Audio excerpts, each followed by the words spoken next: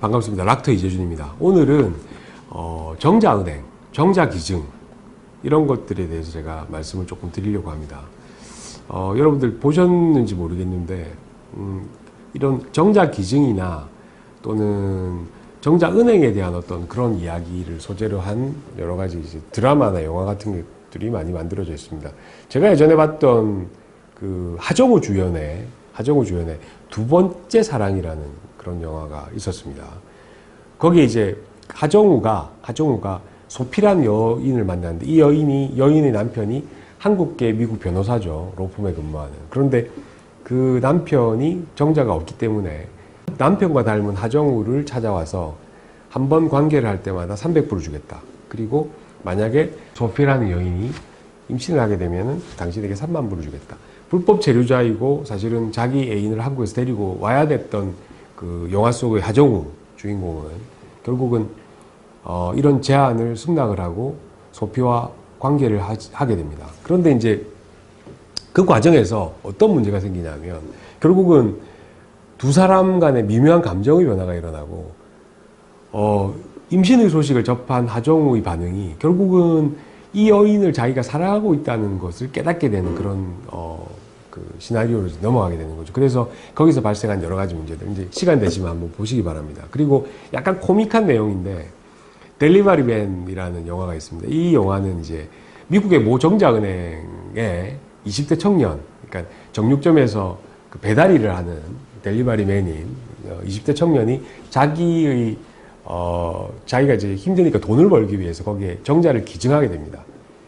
그 정자를 가지고 태어난 아기가 530명 정도가 됩니다. 그래서 그 중에서 한 생물학적인 자기 아버지를 찾아서 140명 정도 되는 이 친구들이 이제 자충우돌 일어나는 여러 가지 일들을 다룬 영화가 델리버리 맨입니다. 한번 보시면 재밌을 것 같습니다. 우리나라 드라마 중에서도 같이 살래요. 2018년도 때 제가 방영된 걸로 알고 있는데 같이 살래요. 뭐 이런 드라마도 이제 생물학적인 아버지가 우선이냐 또는 나를 키워준 아버지가 우선이냐 그런 것들에 대한 여러 가지 이제 복잡한 우리나라의 시선들을 다루고 있는 드라마라고 볼 수 있습니다.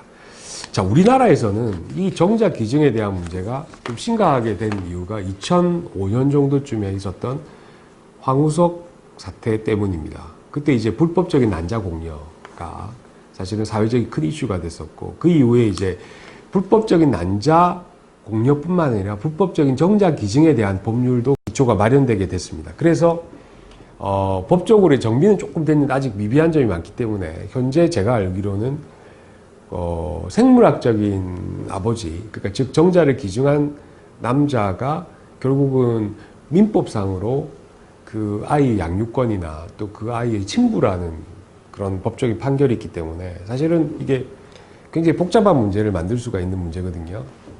그래서 조금 더 이제 정비가 돼야 될 것 같고 우리나라의 정자은행은 큰 대형병원을 위주로 해서 뭐 10개 정도의 정자은행이 있는 걸로 알고 있습니다. 그런데 이 정자은행에 정자를 기증할 수 있는 남자들이 좀 조건이 좀 까다롭습니다. 예를 들어서 뭐 키가 170에서 190 정도의 사이에 서울 소재 4년제 대학교에 재학한 학력 이상의 어떤 남성, 뭐 특별히 유전적 결함이나 다른 어떤 문제가 없던 그런 사람들을 대상으로 이제 정자 기증을 받는데 사실은 정자 기증의 어떤 금액이 뭐 10만 원, 뭐 20만 원 이 정도 상황밖에 되지 않기 때문에 사실 대부분 꺼려하는 상황이죠. 그래서 정자은행이 우리나라에서 활성화되지 않고 있는데 제가 앞에 이야기 드렸던 미국의 경우 델리버리 맨 같은 경우는 굉장히 큰 정자은행들이 많이 있습니다. 뭐 캘리포니아 쪽에 주로 이제 그런 정자은행들이 많은데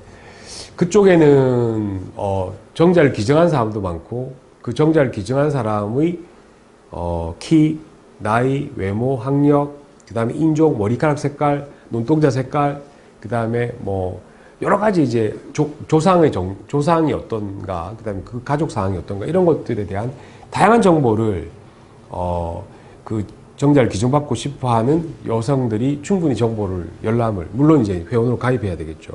열람을 하고 거기 선택할 수 있는 그런 시스템이 돼 있고 심지어는 정자를 기증받고 싶어하는 남자와 특별하게 전화를 통한 만남을 통해서 그 남자의 어떤 성향이나 이런 것들을 파악해 볼 수 있는 프로그램도 가동되고 있다고 되어져 있습니다. 그래서 굉장히 우리나라보다도 다양한 종류의 정자기증 또는 다양한 시스템이 갖춰져 있는 것 같은데 아직까지 우리나라는 그런 시스템은 조금 모자란 것 같습니다. 법적인 정비도 필요할 것 같고 그런데 정자은행을 제가 오늘 갑자기 말씀드린 이유는 앞으로 이게 여러 가지 이제 사회적인 문제가 될 수 있는데 우리나라에서도 점점 늘어나고 있는 비혼 여성, 그 비혼 여성인데도 자녀를 갖고 싶어하는 여성들이 있습니다. 그리고 레즈비언 커플도 있습니다.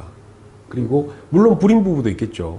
그래서 불임 부부뿐만 아니라 앞에 제가 말씀드린 그런 여러 가지 아기를 갖고 싶어 하지만 여건상으로 불가능한 경우에 대부분 우리나라의 그런 커플들은 어디로 가냐 하면 외국으로 가서 외국에서 정자를 기증받는 경우가 제법 있다고 되어져 있습니다. 그런데 사실은 아직까지도 우리나라 법률상으로는 생물학적인 어떤 세포의 금전적인 거래가 불법으로 정해져 있기 때문에 외국에서 공여받은 정자를 가지고 임신해서 어떤 물론 이제 그게 처벌을 받거나 하진 않지만 나중에 법적인 문제가 될 가능성이 아직도 있습니다. 그래서 이런 법적인 어떤 조항들을 조금 더 정비를 해서 우리나라에서도 정자은행의 악한 기능보다 순기능을 강화시켜서 불법적으로 정자가 거래되고 불법적으로 정자 시장이 활성화되는 이런 것들을 막을 수 있는 제도적인 장치가 필요하지 않을까 그런 생각을 해서 오늘 간략하게 정자은행에 대해서 말씀드렸습니다. 감사합니다.